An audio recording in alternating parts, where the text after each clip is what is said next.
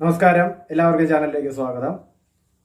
ഇപ്പോൾ ഒരു പുസ്തകം അയച്ച് കിട്ടിയിട്ടുണ്ട്. വളരെയധികം സന്തോഷമുള്ള ഒരു കാര്യമാണ്. സമയം വളരെ പരിമിതമാണ് എങ്കിലും പുള്ളി എനിക്ക് കുറച്ച് നാൾ മുമ്പ് അയച്ചു തരാമെന്ന് പറഞ്ഞിരുന്നതാണ്. അപ്പോൾ ഞാൻ അപ്പോഴത്തെ സമയം ഉണ്ടായിരുന്നു, ഓക്കെ പറഞ്ഞു. ഇപ്പോൾ സമയമില്ല എന്ന് പറഞ്ഞു. അപ്പോൾ പുള്ളി എന്തായാലും അയച്ചു. അപ്പോൾ അതിൻ്റെ അൺബോക്സിങ് നമ്മളിന്ന് ചെയ്യുകയാണ്. ഷിബു വർക്കി എന്ന് പറയുന്ന ഒരു വ്യക്തിയാണ് ഒരു പുസ്തകം എനിക്ക് അയച്ചു തന്നിട്ടുള്ളത്. അദ്ദേഹം രചിച്ചിട്ടുള്ള കൃതിയാണ്. അപ്പോൾ എഴുത്തുകാരൻ നേരിട്ട് അയച്ചു തന്നു എന്ന് പറയുന്ന ഒരു വിശേഷം ഈ ഒരു പുസ്തകത്തിനുണ്ട്. ഇതിന് മുമ്പ് അയച്ചു തന്നിട്ടുള്ള, ഇപ്പോൾ എഴുത്തുകാരൻ നേരിട്ട് അയച്ചു തന്നിട്ടുള്ള ഒന്ന് ഡോയൽ ജൂനിയറിൻ്റെ അലക്സി കഥകൾ എന്ന് പറയുന്ന പുസ്തകം, രഞ്ജു കിളിമാനർ എന്ന് പറയുന്ന എഴുത്താൻ അദ്ദേഹം നേരിട്ട് അയച്ചു തരികയുണ്ടായി. അതുപോലെ തന്നെ കുതിരപ്പക്ഷി എന്ന് പറയുന്ന നോവല്, അത് എഴുത്തുകാരൻ നേരിട്ട് പറഞ്ഞ് അയച്ചു തരികയാണ് ചെയ്തിട്ടുള്ളത്. അപ്പോൾ ആ രണ്ട് നോവലുകൾ എനിക്ക് ഇഷ്ടപ്പെട്ടിട്ടുള്ള, ഒന്ന് നോവലല്ല, ഒന്ന് കഥകളും മറ്റൊന്ന് നോവലുമാണ്. കുതിരപ്പക്ഷി നോവലാണ്, മറ്റേത് കഥയാണ്. അപ്പോൾ നമുക്ക് ഈ ഒരു കൃതി എന്ന് പറയുന്നത് എഴുത്തുകാരൻ നേരിട്ട് അയച്ചു തന്നത് എന്നുള്ളത് വളരെയധികം സന്തോഷമുള്ളൊരു കാര്യമാണ്.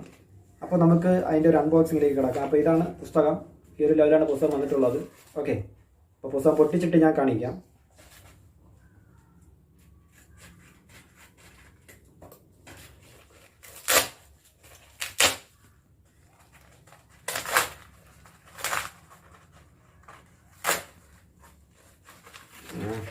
ഞാൻ വരുന്നത്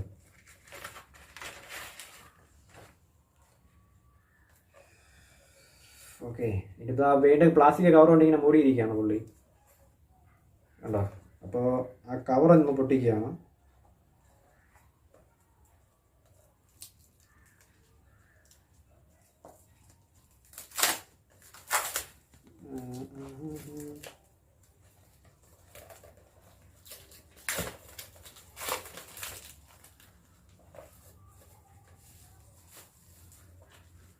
ഓക്കെ, കവർ പൊട്ടിച്ചു. ഈ ഒരു ലെവലിലാണ് പുസ്തകത്തിൻ്റെ പ്രവേശം വരുന്നത്. നല്ല കനമുണ്ട് കേട്ടോ പുസ്തകം. മുൻവശം ആണോ. യാത്ര ചോദിക്കാതെ എന്നുള്ളതാണ് നോവലിൻ്റെ പേര്. ഷിബു വർക്കി എന്ന് പറയുന്ന പുള്ളിയാണ് പുസ്തകം എഴുതിയിരിക്കുന്നത്. ഷിബു വർക്കി എന്ന് പറയുന്ന വ്യക്തിയുടെ, എഴുത്തുകാരൻ്റെ ചിത്രം പുറകിൽ കൊടുത്തിരിക്കുന്നത് അദ്ദേഹമാണ് എനിക്ക് നേരിട്ട് പുസ്തകം അയച്ചു തന്നിട്ടുള്ളത്. അപ്പോൾ വളരെയധികം സന്തോഷമുള്ളൊരു കാര്യമാണ്. എൻ്റെ പുറകിൽ എഴുതിയിരിക്കുന്ന സംഗതി ഞാനൊന്ന് വായിക്കാം, ഏതൊരു ലെവലിൽ വരുന്ന പുസ്തകമാണെന്ന് മനസ്സിലാക്കാനായിട്ട്. സനാതനായി ജനിച്ചിട്ടും അനാഥനായി അലയേണ്ടി വന്ന ഒരു ബാലൻ്റെ കഥയാണിത്. അവൻ താണ്ടിയ വഴികൾ അസാധാരണമാംവിധം കഠിനമായിരുന്നു.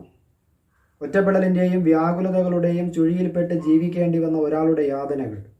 നേരായ വഴിയിലൂടെ സഞ്ചരിക്കാൻ സാധിക്കാത്ത നിഷ്കളങ്കനായ ഒരു വ്യക്തി അനുഭവിച്ച ചോര വഴികൾ. അവസാനം അയാൾ എത്തിപ്പെട്ടത് എവിടെയാണ്? ഓക്കെ, അപ്പോൾ ആ ഒരു ഇതിൽ നിന്ന് തന്നെ നിങ്ങൾക്ക് ഏകദേശം ഇതിനകത്ത് പറയുന്ന, അവതരിപ്പിക്കുന്ന നോവൽ അല്ലെങ്കിൽ സമഗ്രമായിട്ടുള്ള കഥ എപ്രകാരം വരുന്നതാണെന്ന് നമുക്ക് മനസ്സിലാക്കാനായിട്ട് സാധിക്കും. അപ്പോൾ എന്താണ്,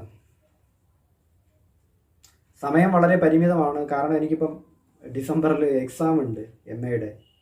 അതിപ്പം ഇതിൻ്റെ കൊറോണയുടെ ഇതൊക്കെ ആയിട്ട് ഇങ്ങനെ നീട്ടി കൊണ്ടുപോയാണ് ഇപ്പോൾ ഡിസംബറിൽ എത്തി നിൽക്കുന്നത്, ഫസ്റ്റ് ഇയറിൻ്റെ എക്സാം.